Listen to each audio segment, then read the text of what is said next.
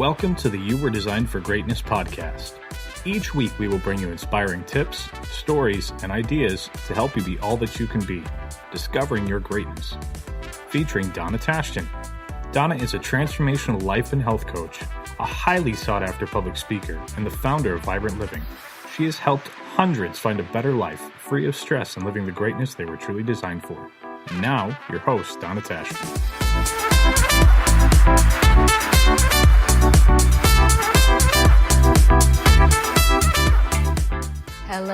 Hello, this is Donna, and I would like to welcome you to podcast number 43. The world is in crazy turmoil right now. There has never been a time that we have lived in like today. And I have two gifts for you at the end of this podcast that could help you through the unknown, the stress, the anxiety that can come with everything that's happening in the world. So stay tuned at the end of this podcast and grab your free gifts. Today I am excited about my guest, and let's step into our conversation and join the fun.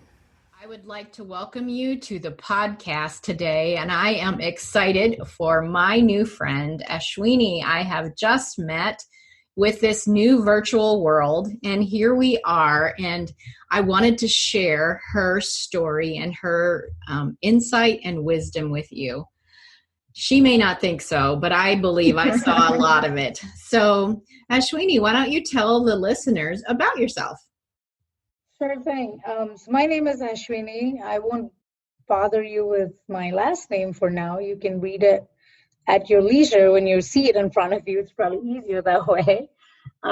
So just a little bit about myself. I'm a busy mom of two. I have a 13-year-old daughter and a 7-year-old son. I've been married for the past 18 years.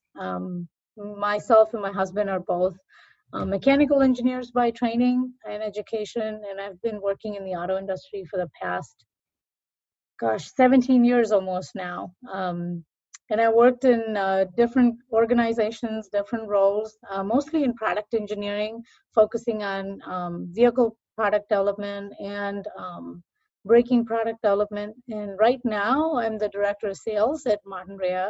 We're a tier 1 supplier to the car manufacturers. If you own a car that's made by any of the manufacturers, highly likely that we have made the sheet metal parts that you probably never see, but are very critical to the vehicle's integrity and safety. So right now, my role is focused primarily on commercial issues, keeping track of our, must-wins against our budget, market intelligence and forecasting, and driving corporate strategy. So that's a lot of it in a nutshell. That sounds like a lot. And all the while being a wife and a mom. Yes, and maybe an interesting tidbit, for the most of the year, my parents and my in-laws, they all live with us. So I also have to wear the hat of being a daughter and a daughter-in-law, which is fun for most of the times. We all need our space. That's right. Well, with all the things that you have done, I don't know a lot of women engineers. I haven't encountered them. So it's doing what you have done in what was predominantly a man's world, I would guess you would say. What kind of things have you learned? So I would say that, starting from college, from the time that I was in India up until now, you're exactly right. It is a very male-dominated world. But I've tried not to let that get in the way of how I treat my colleagues or my college peers. I've always tried to focus on why I'm there. What's the purpose of why I am in that particular spot in that particular time frame? So in college, your main purpose is to gain knowledge, do a good job. Mm-hmm. So I tried not to focus on the fact that you're a minority. Yes, there are challenges, but how do you rise above them? How do you make your peers your allies? Right. And I actually have found that if we don't try to think about that and delve into that too much, we can actually rise above the challenges that being a minority might pose and actually turn that into an advantage, because people can't easily forget you. Like you just said, there are not too many Right. engineers, right? So the advantage is you're easily noticed and you're not easily forgotten. So I think that's what I'd like to focus on. So Good. that's the biggest thing I think we should take from being in a position where you might be a minority. So I don't think that's a disadvantage at all. Awesome. And whatever you focus on, you tend to receive. So That's right. That's right. so that is very true. Is what you kind of the way I expect to be treated is usually not in all cases the way I can be treated. So you not only had being a woman, but you're also from India. So there was two kinds of differences there. Correct. So you were sharing with me. Maybe it's, sorry to interrupt, Donna. Maybe Okay. it's interesting to share a tidbit from the time I was at Toyota. Toyota was going through this, I don't know if people remember, but they were going through this crisis of having their vehicles undergoing unintended acceleration. So the vehicle would pick up speed. I remember that. Without notice. So we were doing a lot of effort to counter that. And then as part of a big advertising campaign, they were showcasing the work that we were doing in Ann Arbor. So they had reached out to me to be part of that advertising campaign. And I was like, the first question I always ask is, why me, right? So why did you choose me? And they said, well, you're diversity times 4. I'm like, diversity times 2 I can get. But what is diversity times 4? They said, well, you're female, you're Asian, you're pregnant, and you're vertically challenged. And I'm like, okay, I understand that. So I guess, if I weren't any of those 4, maybe I wouldn't have gotten to be part of that advertising campaign. So like I said, there's always a bright spot. Yes, there is.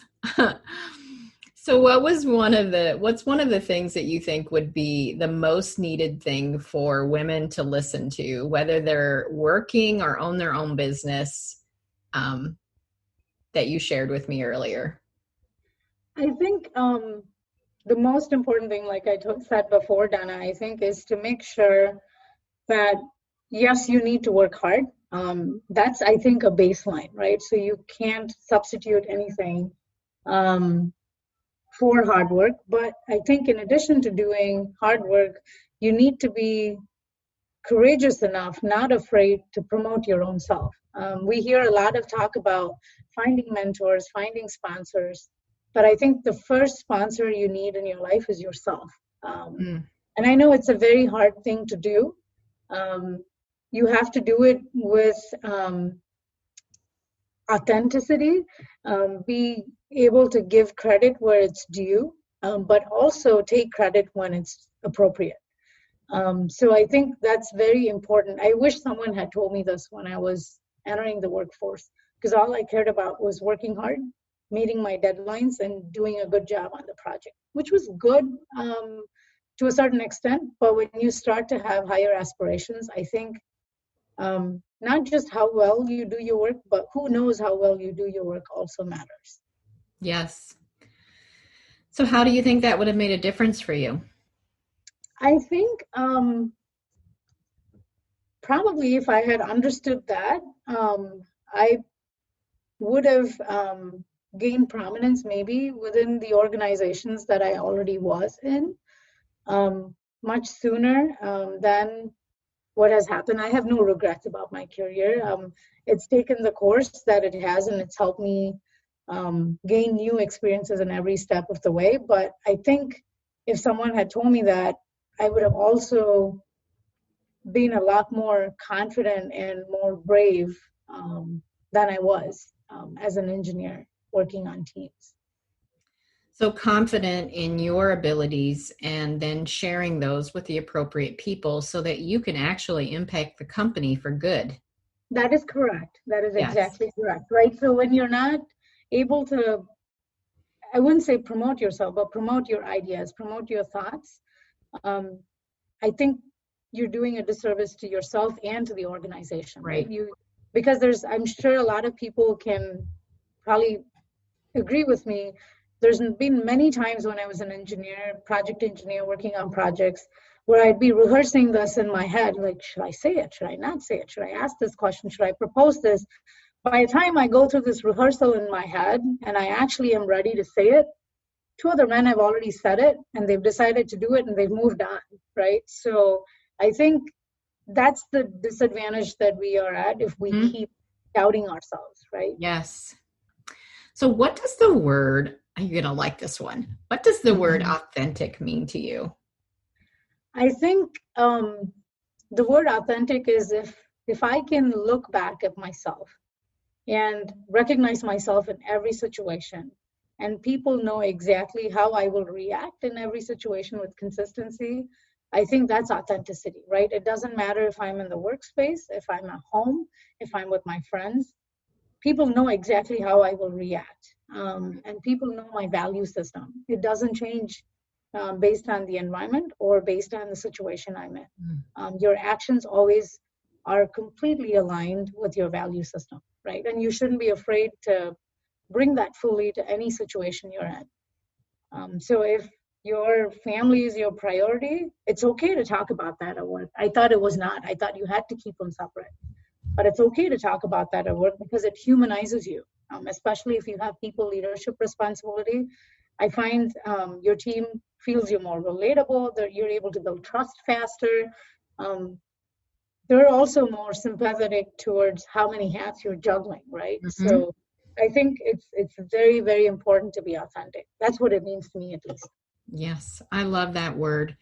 And I love the way the word that I use about promoting your ideas is we're amazing when we have all these creative ideas, like you said, and we second guess ourselves. So we're not visible. We're hidden because we're not sharing. I'm not telling you that I do this service or I have this idea. If you're a business owner, that I have this product, whatever it may be, because I'm hesitant and therefore you may be needing that I have to give and I'm not sharing. Correct. And so learning to do that. I love the story you were telling me about being a mom, that what you were just sharing. It was, I'm a mom and that it's okay if I let them know at work. And that you had started that group for women. Why don't you tell a little bit about that? Yeah, for sure. So, like I said before, being a minority is not a bad thing, right? But there are definitely challenges that come with being one of the very few. There is strength in numbers, right? So when I had moved to ZF and I came back from my second maternity leave, you think you've done this once. So man, you're so wrong. Every experience is so different because you have not factored for the fact that you have an older kid now that you also have to manage along with the newborn.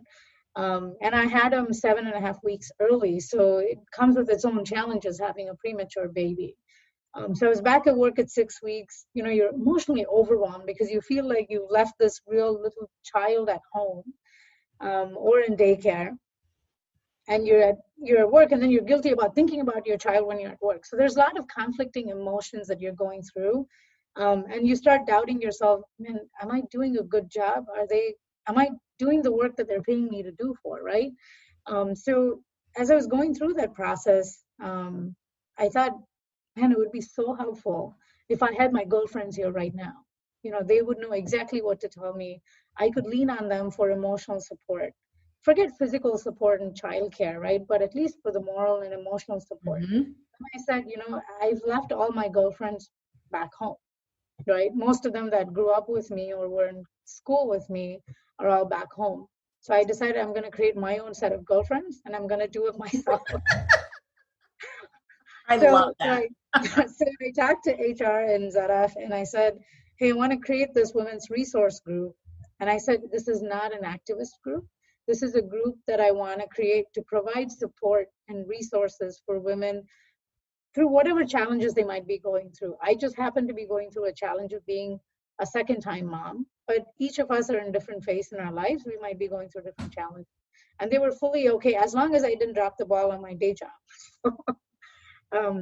So we started off as a very small group, just 15 like-minded women, right? So we would get together, we would talk about, issues we were having, how we were coping, sharing best practices. And slowly, word of mouth, this started to spread.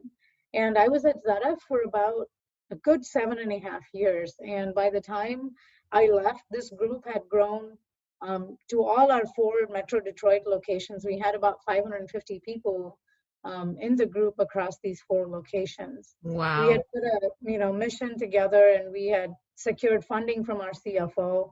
We were bringing in trainers from the outside.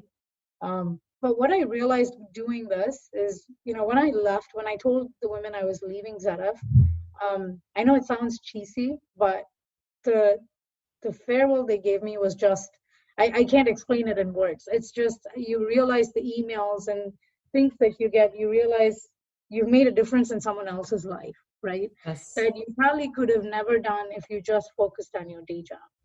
Right. And I see that's the passion that I never want to let go of, and I'm trying to do whatever I can to support other women, even though I might not need that support right now, right? Right. So do you think that, I've heard people say, that motherhood and working a corporate job and succeeding and excelling doesn't go together. What do you think about that? I won't discount the complexity and the hard job that it is, right? Trying to juggle what it seems like 2 full-time jobs. Being a mom is a full-time job, Yes. and not having a full-time job is a full-time job. So it's like juggling 2 full-time jobs at once. But what I realized is when you become a mom, there are strengths that you build just because you have to. You don't have a choice anymore. You're responsible for another life on this earth. So you have to get your act and your game together. So whatever you build as skills as being a mom, I think they're totally transferable to work, right? So I agree. I can confidently tell you that after becoming a mom, my time management skills have significantly improved. My prioritization skills have significantly improved. I've learned how to say no to certain things. And I've also learned to say yes to things that I'm afraid of.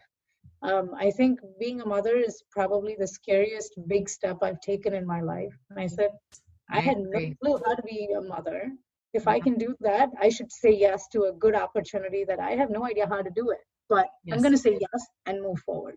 So I think if we can embrace being a mother and bring that to the workplace as well, I think you can be a phenomenal employee. Doesn't matter what level of the organization you're in.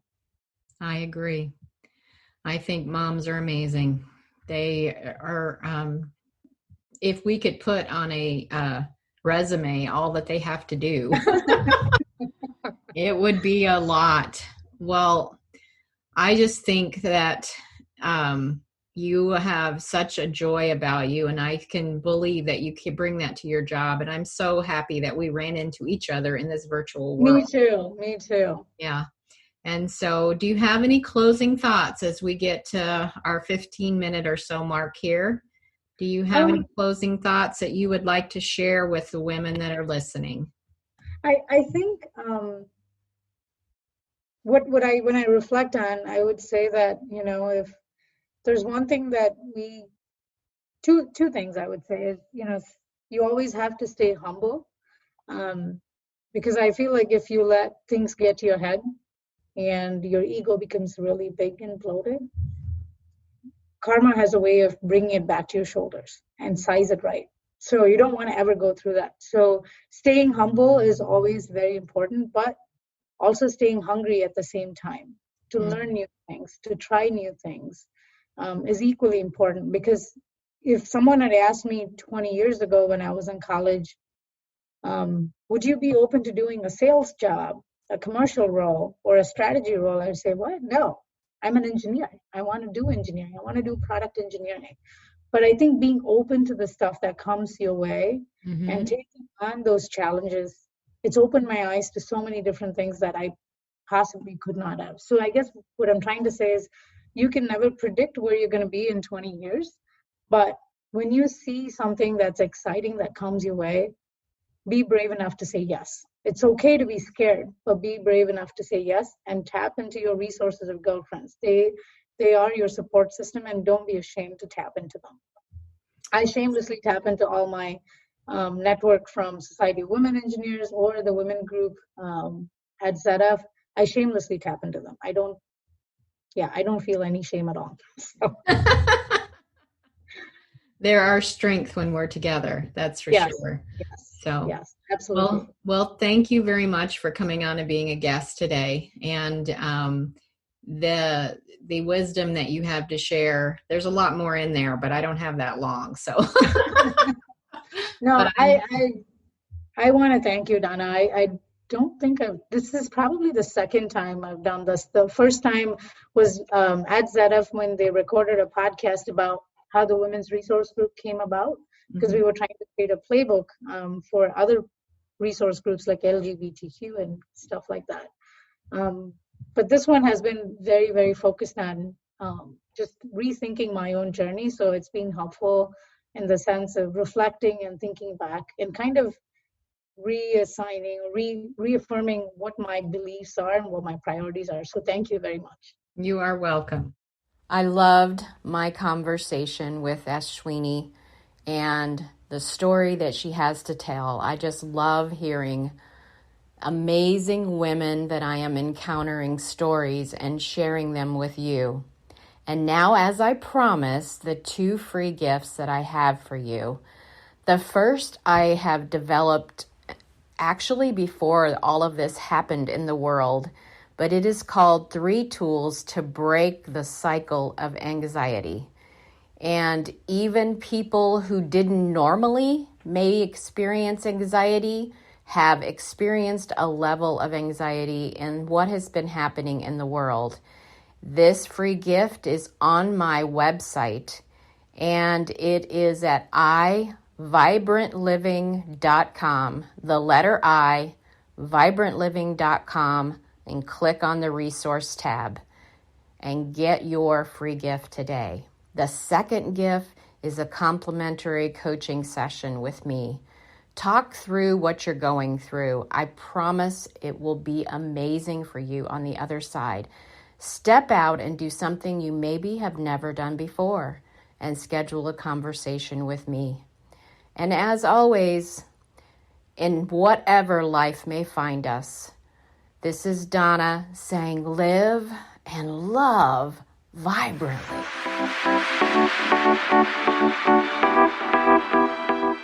Thank you for joining us on this powerful episode of the You Were Designed for Greatness podcast. Please share this with others who might enjoy it. For more info on Donna Tashtian or to contact her, visit iVibrantLiving.com.